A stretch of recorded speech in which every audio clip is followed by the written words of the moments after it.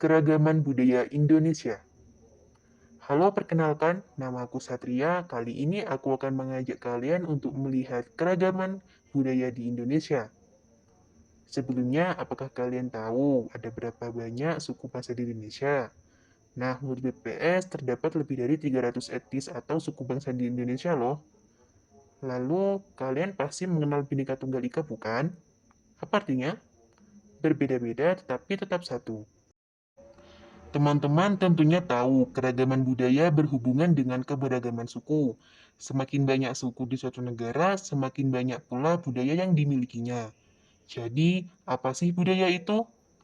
Budaya mengacu pada cara hidup anggota individu atau kelompok dalam masyarakat, cara berpakaian, adat istiadat, mata pencarian, makanan khas, hingga tata upacara keragaman.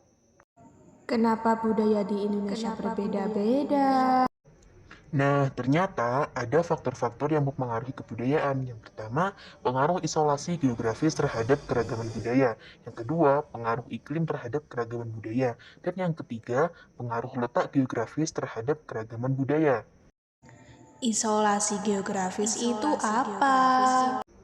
Isolasi itu artinya terperangkap atau terkurung. Seperti yang kita lihat, Indonesia dikelilingi oleh dua samudra, yaitu Samudra Hindia dan Samudra Pasifik.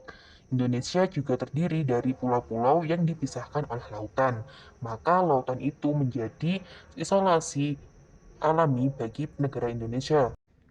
Dahulu leluhur bangsa Indonesia berasal dari Yunan, Cina. Kemudian mereka berkelompok menempati pulau-pulau di penjuru Nusantara. Laut merupakan isolasi alamiah di kelompok-kelompok tersebut dan membentuk suku bangsa. Dan juga untuk menyelesaikan keadaan lingkungan sekitar, mereka mengembangkan kebudayaannya masing-masing. Sekarang kita beralih ke faktor yang kedua, yaitu pengaruh iklim terhadap keragaman budaya. Iklim itu apa sih? Jadi, iklim adalah karakter cuaca yang terjadi di suatu tempat atau daerah. Coba lihat peta dunia ini. Negara Indonesia berada di jalur khatulistiwa, yang mana negara-negara yang terlewati oleh khatulistiwa ini akan memiliki iklim tropis. Istimewanya lagi, Indonesia diwarnai oleh iklim mikro yang amat beragam. Dalam sebuah ruang wilayah yang sempit, perbedaan ketinggian tempat dapat menghasilkan perbedaan suhu yang signifikan. Perbedaan antara satu wilayah dengan wilayah lainnya inilah yang menyebabkan perbedaan pola perilaku yang berbeda-beda, mulai dari bahasa hingga ke sistem mata pencarian dan sistem ekonomi. Oke, sekarang mari kita lihat contoh keragaman regional yang diakibatkan oleh perbedaan iklim. Di Pulau Jawa sendiri ada daerah yang berdataran tinggi seperti dataran tinggi Dieng, dataran tinggi Malang, dan dataran tinggi Tengger, di mana daerah ini memiliki suhu lebih rendah atau lebih dingin. Ada pula daerah yang berdataran rendah, misalnya seperti dataran rendah Surakarta dan daerah pesisir pantai selatan yang memiliki suhu lebih tinggi atau panas. Dari perbedaan suhu dan iklim tersebut, terbentuklah keragaman budaya masyarakat menyesuaikan kondisi alam yang mereka tinggali. Ayo kita lihat keragaman budaya di daerah dataran tinggi. Seperti Dieng misalnya, dataran tinggi Dieng ini mayoritas masyarakatnya bermata pencarian sebagai petani perkebunan seperti kopi, teh, dan kentang. Makanan khasnya yakni mie ocrok, mie yang berkuah cocok untuk menghangatkan tubuh. Dan ini adalah pakaian khas adat suku Tengger. Nah, pakaiannya tertutup bukan? Karena di sana sangat dingin. Mereka membalutkan sarung agar tubuh mereka menjadi hangat. Lanjut, keragaman kebudayaan di dataran rendah. Nah, mata pencaharian masyarakatnya biasanya sebagai nelayan atau petani. Ini adalah pempek makanan khas Palembang yang berbahan dasar ikan karena mereka dekat dengan laut. Dan pakaian adatnya lebih terbuka agar tidak gerah ketika beraktivitas di daerah yang bersuhu lebih panas. Oke, sekarang kita beralih ke faktor yang ketiga, yaitu pengaruh letak geografis terhadap keragaman budaya.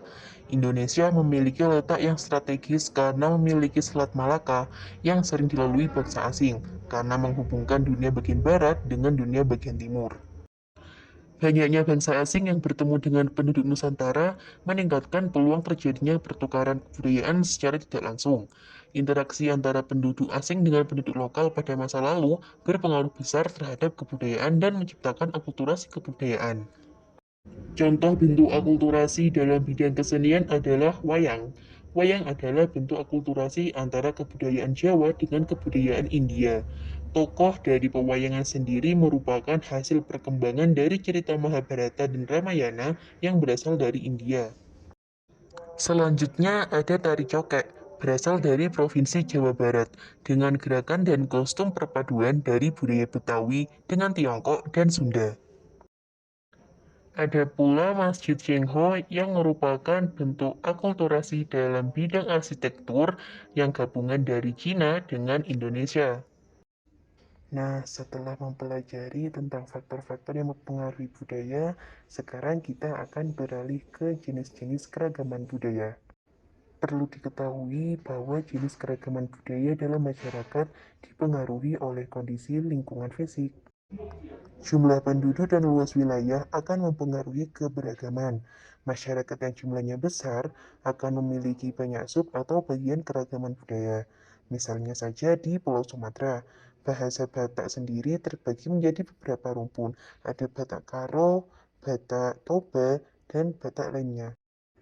Kebudayaan tradisional maupun kebudayaan modern di tengah masyarakat memiliki unsur-unsur pembentuknya. Unsur-unsur kebudayaan tersebut saling berkaitan satu sama lain sehingga tidak dapat dipisahkan. Unsur-unsur tersebut antara lain bahasa, sistem pengetahuan, sistem organisasi kemasyarakatan, sistem peralatan hidup dan teknologi, sistem mata pencarian hidup dan sistem ekonomi, sistem religi, dan juga kesenian. Wah, ternyata Indonesia memiliki keragaman budaya yang sangat kaya. Kita harus bangga. Mari bersama-sama lestarikan keragaman budaya sebagai jati diri bangsa untuk generasi masa yang akan datang.